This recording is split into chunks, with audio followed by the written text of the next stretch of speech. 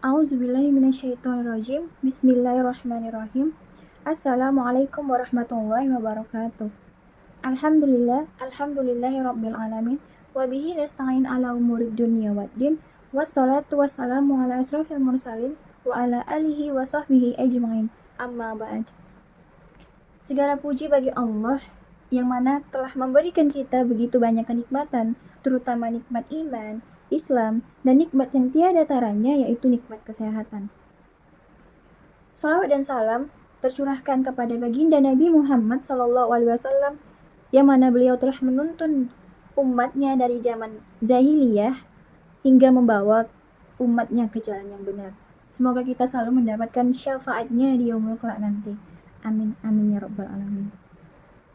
Sahabat-sahabat yang dimuliakan oleh Allah, pada kesempatan kali ini, saya akan menyampaikan ceramah singkat saya mengenai demokrasi dalam pandangan Islam. Memperbincangkan hubungan Islam dengan demokrasi pada dasarnya sangat aksiomatis, sebab Islam merupakan agama dan risalah yang mengandung asas-asas yang mengatur ibadah, akhlak, dan muamalah manusia. Demokrasi termasuk salah satu ajaran dalam Al-Quran, terutama pada masalah pemerintahan. Al-Quran memberikan berbagai macam aturan dan prinsip sebagai landasan demokrasi yang kemudian diimplementasikan di Indonesia. Seperti halnya yang telah diterapkan Rasulullah pada masyarakat Madinah yang tercantum dalam Piagam Madinah. Demokrasi merupakan suatu nilai dinamis karena nilai esensialnya adalah proses ke arah yang lebih maju dan lebih baik. Yang paling terpenting adalah dalam suatu masyarakat atau negara terdapat proses terus-menerus secara dinamis dalam gerak perkembangan dan pertumbuhan ke arah yang lebih baik. Masyarakat dianggap demokratis selama masyarakat tersebut terus mau bergerak maju. Demokrasi merupakan dasar hidup yang kuat dalam hati seluruh bangsa Indonesia. Dan gerakan demokrasi juga dapat memfokuskan gerakannya untuk membantu meningkatkan kepercayaan masyarakat dengan membantu mengusut tuntas kasus-kasus korupsi dan menuntut para pelakunya untuk diadili. Membangun kepercayaan rakyat berarti juga melibatkan mereka secara aktif dalam setiap proses politik dengan memenangkan tuntutan-tuntutan yang menjadi kebutuhan mereka.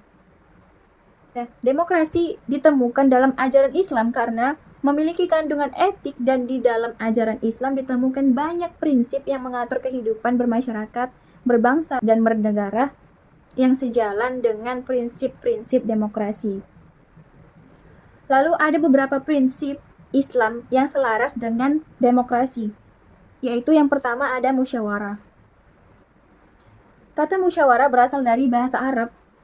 Musyawarah yang bermakna sebagai pokok pengambilan sesuatu, menampakkan dan menawarkan sesuatu. Dalam Al-Quran, kata syawarah dengan segala perubahannya terulang sebanyak 4 kali, yaitu asyarah, syawir, syurah, dan tasyawur.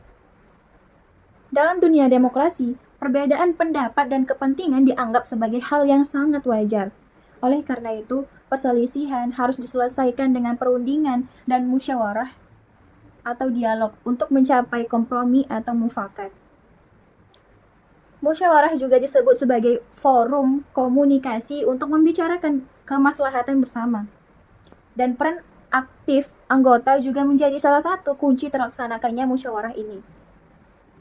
Untuk itu, setiap masyarakat harus ikut berperan aktif dan saling membantu untuk melaksanakan keputusan dalam bermusyawarah. Dalam Al-Quran surah Asy-Syura ayat 38 yang berbunyi, وَالَّذِينَ اسْتَجَابُوا لِرَبِّهِمْ وَأَقَامُوا الصَّلَوَاةَ وَأَمْرُهُمْ شُورَى بَيْنَهُمْ وَمِمَّا رَزَقْنَاهُمْ يُنْفِقُونَ.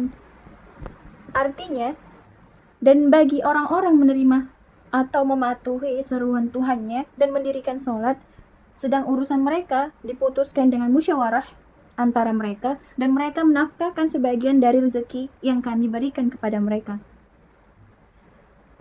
Nah, dari ayat tersebut dapat dijelaskan bahwa kaidah demokrasi dalam Islam yang pertama adalah permusyawarahan. Musyawarah merupakan salah satu bentuk ibadah dan sejajar dengan bentuk-bentuk ibadah lainnya. Sebagaimana hadis Nabi Muhammad SAW yang menjelaskan mengenai musyawarah ini, yaitu artinya, dari Abu Hurairah, ia berkata, "Aku tak pernah melihat seseorang yang lebih sering bermusyawarah dengan para sahabat daripada Rasulullah SAW." Nah, hadis tersebut menjelaskan bahwa menurut pandangan para sahabat, Rasulullah SAW adalah orang yang paling suka bermusyawarah. Walaupun beliau banyak urusannya, yang penting beliau senantiasa melibatkan para sahabat untuk dimintai pendapatnya. Contohnya seperti dalam urusan strategi perang. Sikap Rasulullah tersebut menunjukkan salah satu bentuk kebesaran jiwa beliau dan kerendahan hatinya atau disebut sebagai sifat tawadu. Meskipun beliau memiliki status sosial paling tinggi dibanding seluruh umat manusia, yaitu sebagai utusan Allah Subhanahu wa taala. Nah, prinsip musyawarah ini sangat diperkuat dengan sunnah Nabi Muhammad SAW.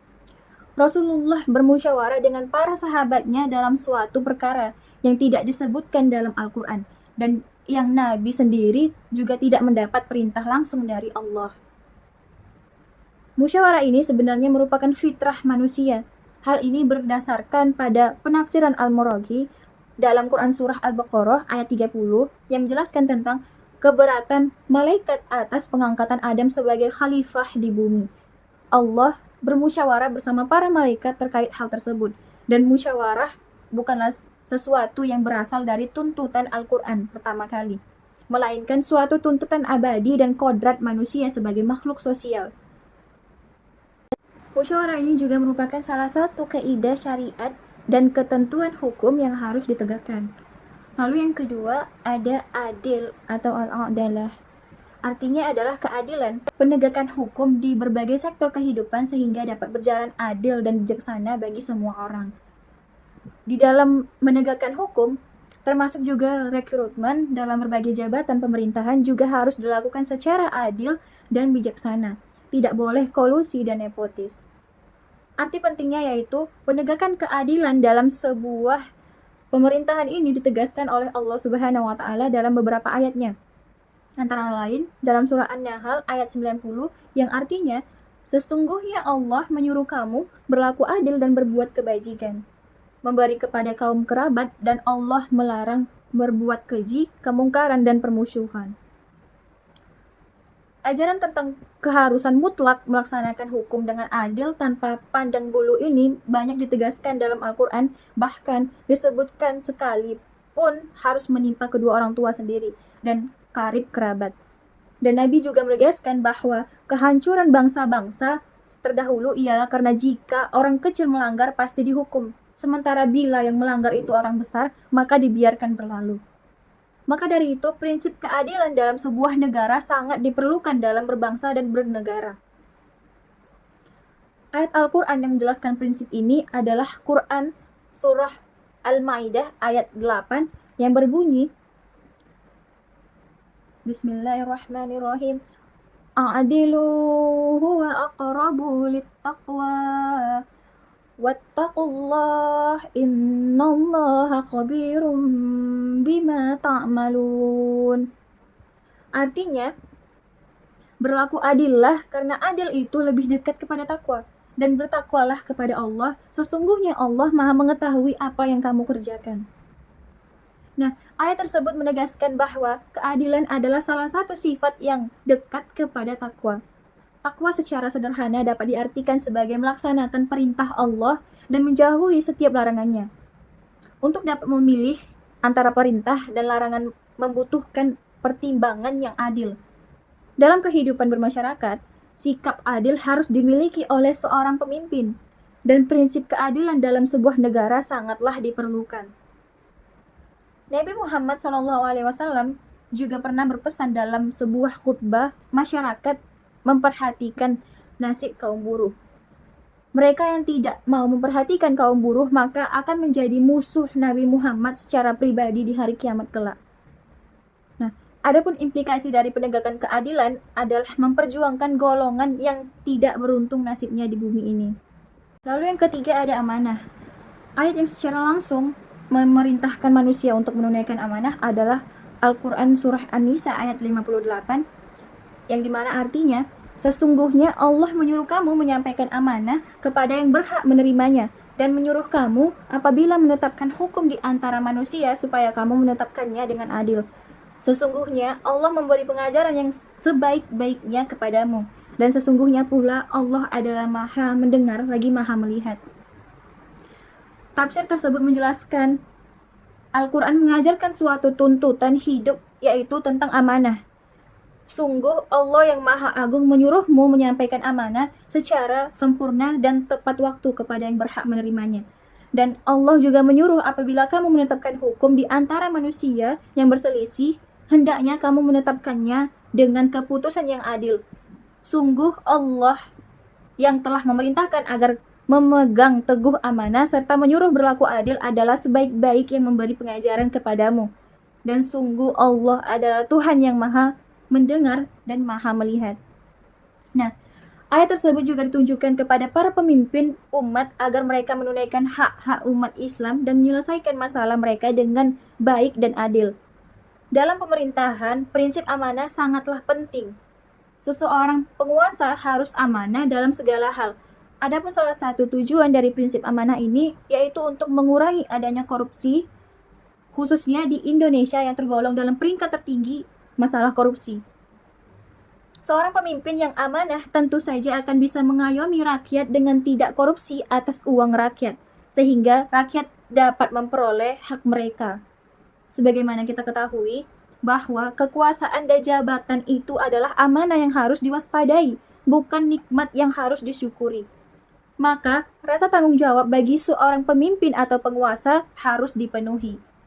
Dan kekuasaan sebagai amanah ini memiliki dua pengertian, yaitu amanah yang harus dipertanggungjawabkan di depan rakyat dan juga amanah yang harus dipertanggungjawabkan di depan Tuhan. Sebagaimana sabda Nabi, setiap kamu adalah pemimpin, dan setiap pemimpin dimintai pertanggungjawabannya. Seperti yang dikatakan oleh Ibnu Taimiyah, bahwa penguasa merupakan wakil Tuhan dalam mengurus umat manusia dan sekaligus wakil umat manusia dalam mengatur dirinya. Dengan demikian, pemimpin atau penguasa tidak ditempatkan pada posisi sebagai Sayyid al-Ummah atau penguasa umat, melainkan sebagai Khadim al-Ummah atau pelayan umat. Dengan demikian, kemaslahatan umat wajib senantiasa menjadi pertimbangan dalam setiap pengambilan keputusan oleh para penguasa, bukan sebaliknya rakyat atau umat ditinggalkan. Sepertinya hanya itu yang bisa saya sampaikan. Lebih dan kurangnya saya mohon maaf. Kepada Allah saya memohon ampun. Terima kasih dan wassalamualaikum warahmatullahi wabarakatuh.